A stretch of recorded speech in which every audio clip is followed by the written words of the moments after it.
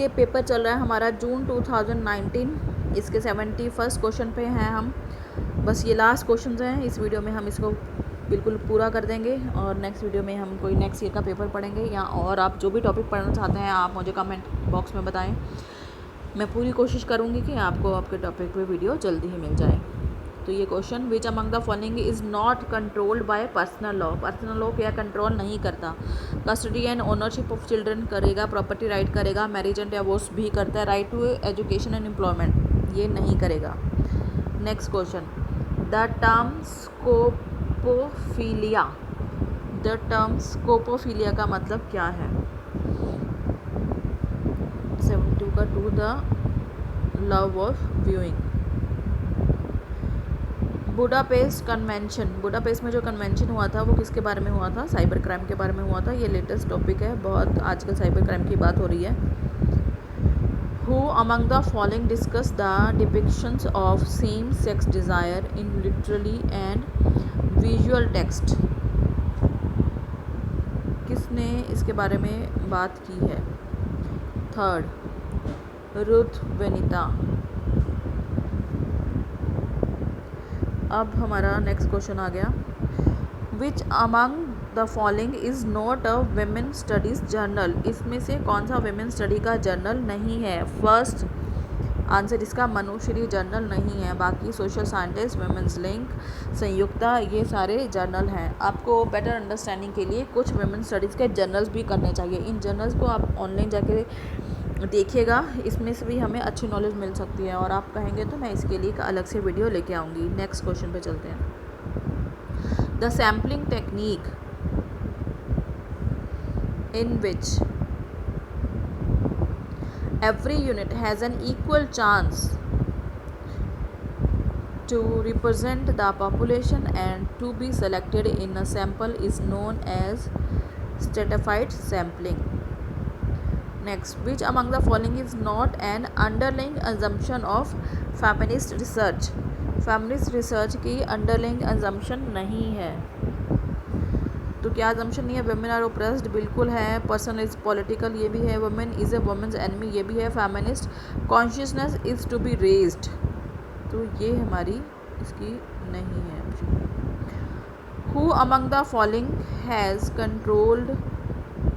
contributed to the standpoint theory। अच्छा ये एक important theory है standpoint theory, आप इसको नोट कर लीजिए, इसके बारे में आप और डिटेल में स्टडी कीजिए। 78 का 1 तो इसे ये केट मिलेट की थियोरी है। नेक्स्ट 79, एक मिनट पीछे वाला क्वेश्चन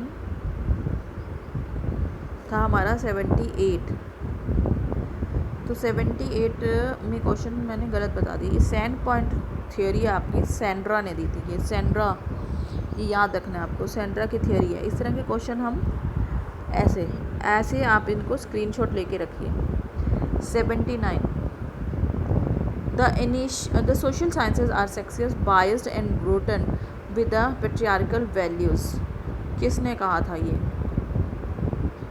तो ये लिस सेंड्रे, फर्स्ट ऑप्शन इन्होंने कहा था,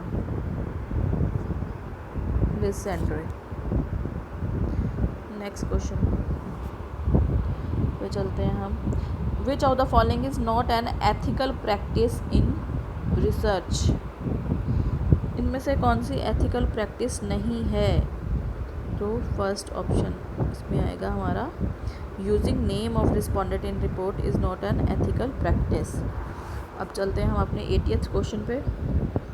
81st क्वेश्चन आ गया, which of the following is not a type of probability sampling, probability sampling की type snowball sampling. Which of the following is used only in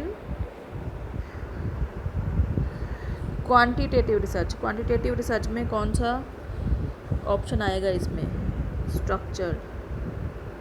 which among the following is not a gender issue involve in HIV AIDS, इसमें से कौन सा issue इसमें से नहीं है।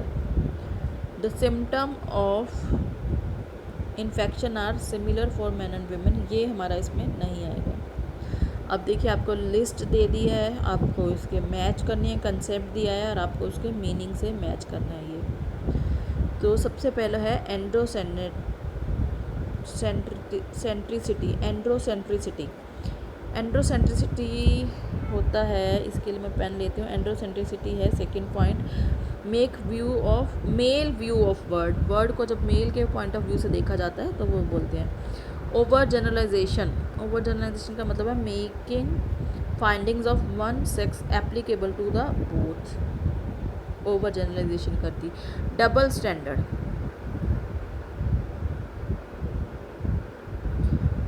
Standard में क्या आएगा?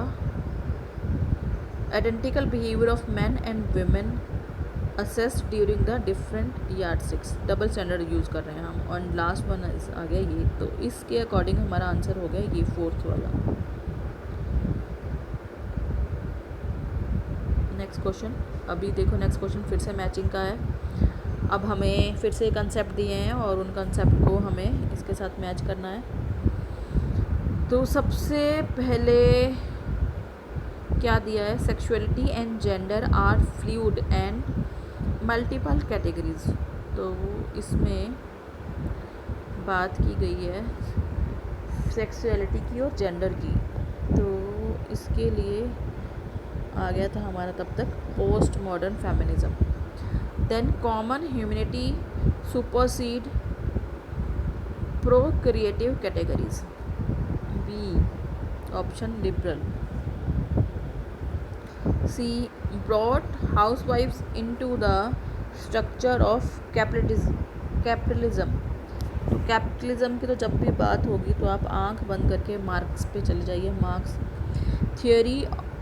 Theorise the way patriarchy control all women. तो ये बात की थी रेडिकल वालों ने।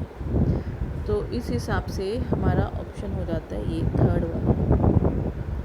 ये हमारा आंसर है। इन क्वेश्चंस को आपको थोड़ा टाइम दे के करना है अच्छे से, ठीक है। और अभी फिर से देखिए मैचिंग है। अब इको तो आपको पता है जहाँ भी आएगा तो वो नेचर से रिलेटेड ही है। तो इको फेमिनिज्म आपका नेचर से रिलेटेड हो गया। Then black feminism, Dalit feminism and lesbian तो सेम सेक्स रिलेशन हो गया, ठीक है। और दलित, अब ये दलित है कास्ट के बेस पे, तो हमने इसको सेकंड से मैच कर दिया। और ब्लैक बचा आपका नेचर और कल्चर के बेस पे। तो इस हिसाब से 86 का आंसर अब देख लीजिए, हमने ए को मिलाया है थर्ड वाले पॉइंट से। ए का थर्ड ऑप्शन मतलब फर्स्ट, ये आंसर हुआ हमारा। अब 87 पे आ गया हमारा असर्शन रीज़न। 87 क्या कहता है? Lesbianism fosters utmost independence from oppression of heteronormativity. Sexualities are matter of preference and not conditioned by sexed bodies. 87 बिल्कुल सही है, मुझे तो ये दोनों सही लग रहे हैं, तो हम इसका आंसर थर्ड लेते हैं। Next 88 cyborg critics traditional scientific framework with their reliance on identities and fixed binaries. 88 बिल्कुल सही है फर्स्ट तो। The reason and logic are always handmaidens of truth and third वाला ये सही नहीं लग रहा, तो इसका ऑप्शन आएगा third. Next all religions are patriarchal। बिल्कुल ठीक है, ये तो patriarchal तो हैं सारे। Next deprives women from entering into place of worship and their right to freedom of religion। दोनों ठीक हैं, तो हम इसका ऑप्शन लेते हैं 2। though the women's loan repayment rates are higher than men's, women still face more difficulty in obtaining credit। women repayment करने में ठीक हैं, टाइम पे रीपेमेंट करती हैं, स्टिल फिर भी उनको क्रेडिट मिलने में, क्रेडिट लोन लेने में मतलब परेशानी आती है। क्यों परेशानी आती है? रीज़न दिया है women lack access to external funds due to their inability to provide tangible security, क्योंकि उनके पास टेंजिबल सिक्योरिटी देने के लिए कि नहीं है। बिल्कुल सही है, क्योंकि प्रॉपर्टी विमेन के पास नहीं है। अभी आप देखेंगे कि विमेन के पास कोई टेंजिबल एसेट्स नहीं, टेंजिबल एसेट्स कम हैं, तो इसलिए उनको प्रॉब्लम आती है। हाँ, तो ये दोनों पॉइंट ठीक है, दोनों ठीक है, तो हम ऑप्शन लेंगे सेकंड वाला। Next question. अब नेक्स्ट देखिए 91 से लेके आप देख रहे हैं, आपको एक पैसेज दिया हुआ है, आप उसको आपको पैसेज के अकॉर्डिंग आंसर देने हैं। मुझे लगता है कि हमने सबने पोस्ट ग्रेजुएशन कर लिया है और नेट के लिए हम अपीयर हो रहे हैं, तो ये पैसेज में से क्वेश्चन आंसर आपको देखना है। It's easy thing for everyone. I think ये सब लोग अपने आप कर सकते हैं। तो ये वाला वीडियो मैं यहीं स्टॉप करती हूँ।